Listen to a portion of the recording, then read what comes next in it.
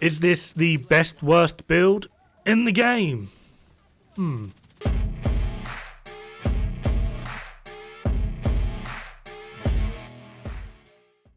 Right, this build is actually nothing new, and it's actually a build I've argued against in the past, just because there wasn't really much point to doing this sort of thing. But there's one thing that's changed, and you might notice it's the weapon that I'm currently using. So what is this build? It's actually really simple. It's a Heartbreaker build that has the potential to give you 150% bonus armor, damn good damage, and it's okay at actually stacking without the use of the linked laser pointer. So without further ado, let's just have a look at it and we'll go over some variables that you can potentially add if you want. So here is the build. 4-piece Heartbreaker. Oh no. But we're running Cheska Chest and Grupo Backpack with Bloodsucker and Intimidate, and the weapon of choice here is going to be Chameleon. The reason we're doing this is we're not wholly reliant on the bonus armor or the stacking mechanic from Heartbreaker. We're also going to be reliant on our ability to kill damn quick, which is going to proc Bloodsucker, which in turn activates Intimidate. Add in the combination of the 55% amplifier from Heartbreaker and then the 42.33% amplifier from Intimidate. We actually do get a hell of a damage increase, and then not to mention just how much faster Chameleon is now to stack. The downside to this, as many of you right now are probably thinking, is but without the linked laser pointer it's damn hard to stack. It's weirdly not, due to the overall accuracy effect, or lack of accuracy, I don't know what this is, of Chameleon. If you just aim around the shoulders area, you'll most likely actually just activate the Heartbreaker passive talent of getting headshots pulses the enemies, and also you can just take a pulse with you. The downside to this build is it's really annoying. Like, it's actually horrifically annoying to a point of where I kind of don't want to recommend it because it's annoying, but it's also a really useful survivable build that does an impressive amount of damage, he says as he gets his head kicked in by a chunga. So we're going to pretend like this never happened. You didn't see this bit. It never happened. I survived. It's fine. Everything's okay. Anyway, if you're wanting a little bit more survivability with use of shield, maybe another skill tier, because I am still running technician for the one skill tier. I kind of wish I went gunner with it, but I kind of feel like I run gunner with everything, to be honest.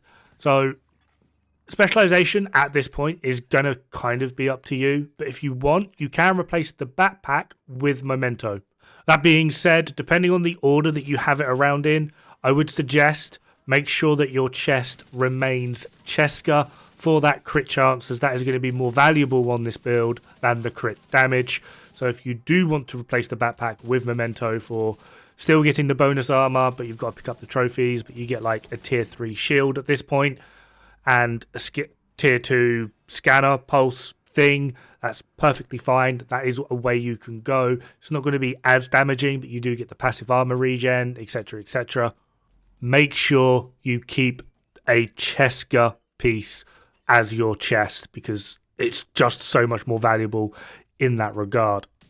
Now, of course, with the introduction of good old Lexington steel, you can run Lexington. At base, it is a bit more damage, which I will show now. So yeah, as you can see, without any of the Chameleon buffs, hence the Chameleon 0, Lexington is, giving Chameleon both inches. However, the moment we start stacking with Chameleon top, on body shot, we're getting about 6.5% more, but on head, we're still losing a little bit. That's just because Chameleon lacks in the headshot department. But for the middle buff, which is really where it's at, yeah, we're getting like 16% more on average, which is pretty damn strong. And then obviously, if we just, have both top and middle buffs active, Chameleon's shitting on everything at the moment. But let's just avoid that discussion. So, How comparable is this to like your normal Heartbreaker build, or 4-piece Heartbreaker, Coyote's Mask, and then a Cheska backpack with Vigilance? Just to keep it simple, we can get a direct comparison. I'll be using Lexington for this comparison.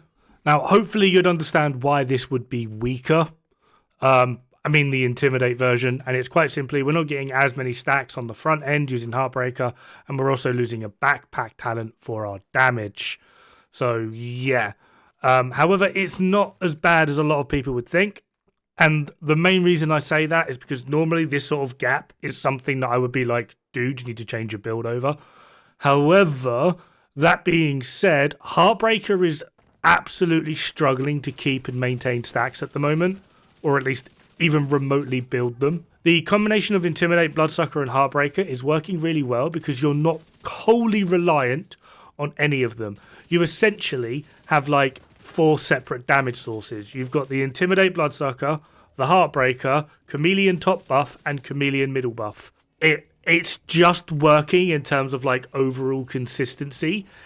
In terms of that, it is outperforming. The downside is you've got to micromanage 4 separate buffs, and it's bloody infuriating. Although, that being said, this is probably the most engaged I have been with a Heartbreaker build since Heartbreaker was first introduced, and it was absolutely busted with how it was working. So yeah, maybe you're like me and you just need something to switch it up a little bit, which for me, this is actually going to be a bit of a mainstay on my main character for a little bit.